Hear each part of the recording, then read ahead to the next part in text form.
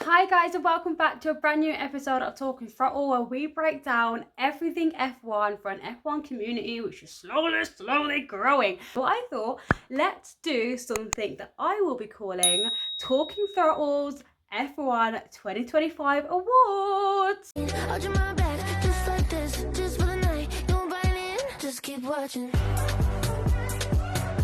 What I did this week is I reached out to all of my followers on Instagram. Thank you for everybody who took their time out on Instagram to type in their responses to our categories. So our categories were as follows. We had the best driver, we had MVP, we had best team principal, we had best team, we had rookie of the year. Literally all voted by you. These are not my decisions, these are all your responses. So let's break down who has won each award this year and why I think that's either a good idea or a bad idea. Would I have gone for that person? Would I have not gone for that person? I don't know. Let's break it down, starting off with best driver. So it's important to note on this one that I had two very similar awards / categories, one being MVP and the other one being best driver. Now, I didn't want the best driver to be someone who was, the three biggest names this season: Max, Oscar and Lando. I wanted us to appreciate the drivers that weren't necessarily in that running and weren't necessarily in that title. So our best driver award did not include the three. The winner of the Talking Throttles F1 2025 award for best driver is Carlos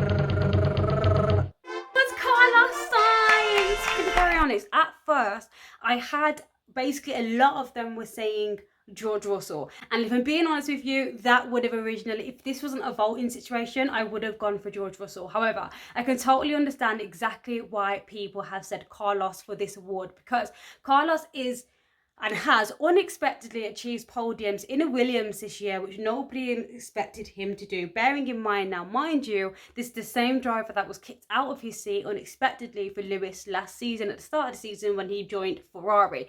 So when Carlos went to Williams, initially, I can't speak for everybody, but that was obviously a bit of a setback. This season, nobody could have wrote what actually happened, because you had Williams getting more podiums this year than Ferrari. And that is what we call the Carlos Sainz effect, because every team that Carlos goes to, by the end of the season, they guaranteed have more points at the end of the season as opposed to what they would have had before. So we've covered best driver. The next award that I would like to cover is best team principal. Now, we had Laurent, as we had Christian Horner dropped midway through the season for Red Bull. Red Bull have had some senior leadership changes. You'd get a little bit less responses in comparison to best driver, but the winner of the Talking Throttle F1 2025 Best Team Principal Award is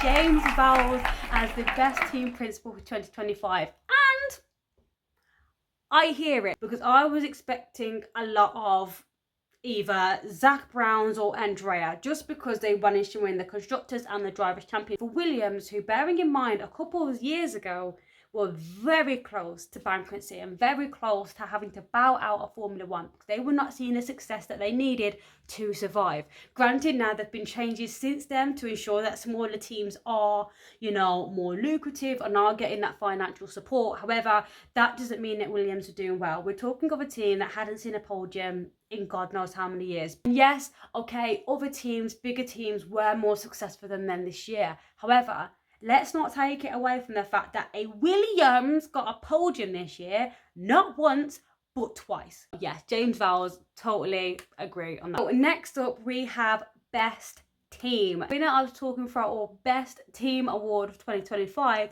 is McLaren. Of course it's McLaren. It couldn't have ever been anybody else. We're talking of a team that only won the Drivers' Championship, but they won the Constructors. And similar to what I was saying about Williams earlier, McLaren is a team which 2 years ago, Romeo silent. And thanks to Zach Brown's leadership, why it doesn't surprise me why Zach got some nominations for Best Team Principal is because they have genuinely improved to in the best way possible. You're talking of a team that was nowhere near contention for the Constructors, then they won it. And then you're talking about a team that had a car that was not quick enough to catch up with Max Verstappen and the Red Bulls over the past 4 years. And they managed to do it. And I think everybody came into this season expecting to see another year of Red Bull dominance, another year of, Max Verstappen doing what Max Verstappen does best. However, we didn't see that this year. And at the very start, from when we was in Melbourne, I think, correct me if I'm wrong, I think either Lando won in Melbourne or Max did, I can't remember. But what I do remember is that it was very evident earlier on in this season that McLaren were going to be a problem, and despite the issues that they had this year, they took it from post to post, and you can't say that this year was not McLaren dominant. So it makes sense as to why McLaren have won the best team award this year.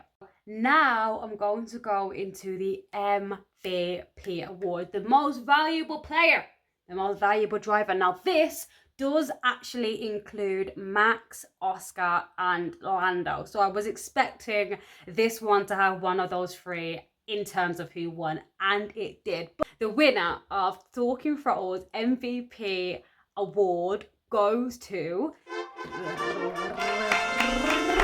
Max Verstappen. Now, Max got a lot of the votes on this one. If this was my decision, this necessarily wouldn't have been my answer, but it doesn't come down to me, it comes down to what you guys think. I get it. Max came into the season with a car that was not dominating in the way that it had been doing in the past 4 years. However, it wasn't good enough, okay? This is not the Red Bull that we've seen in the past 4 years that was winning races by 30, 40 seconds. That did not stop him from getting the absolute best performance out of the car that he was driving. Yeah, Max has displayed exactly why he is one of the best drivers of this generation, because he has shown this year why he doesn't need the car. A lot of people say it was just the car. This year, Max showed us exactly why sometimes you don't always need the fastest car to be in contention for the championships. Now, my answer to this question would have been Oscar Piastri, but I have made it very clear in my previous videos as to why I would have chose Oscar. But it's not about me.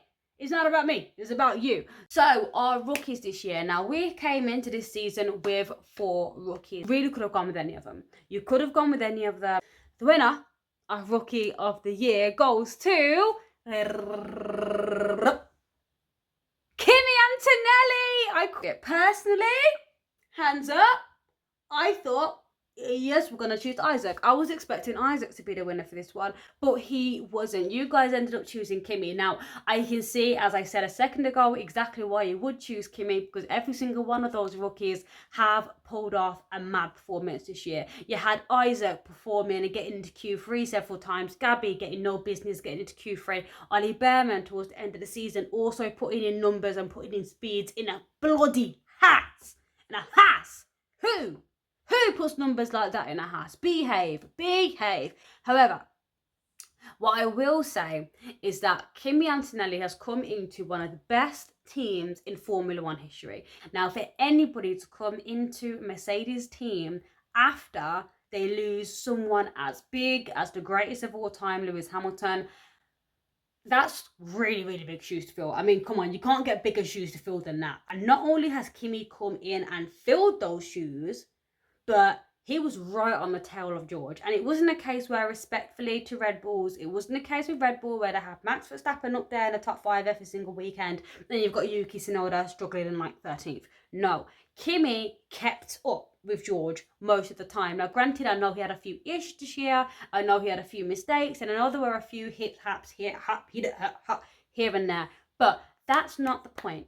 Because I will be very honest, considering how young Kimi is, the seat that he had to fill and the driver that he's driving alongside, I didn't know how Kimi was going to perform coming in, because they're really big boots to fill. But boy, did he do it. And that then wraps up all of the awards that we at Talking Throttle have asked you to vote for. And I am really, really happy with the results that came from this. And if I'm being honest, there is not one vote there that I would sit here and be like, not 100% on that, except from the MVP award. But at the same time, I understand exactly why Max was voted this year's MVP. But that is it from me. That is it for our Talking Throttle Awards this year. Next week, we will be going through the highlights of 2025. We will be saying goodbye to this year, properly, appreciating the highs, appreciating the lows, and what we can learn from this season going into the next. If you don't already, make sure you subscribe to this video, like on it, comment on it, let me know if you agree with the results to this. I have been your host, Alex, and I will see you next week, Tuesday, but I will see you all next week for a brand new episode of Talking Throttle. Bye!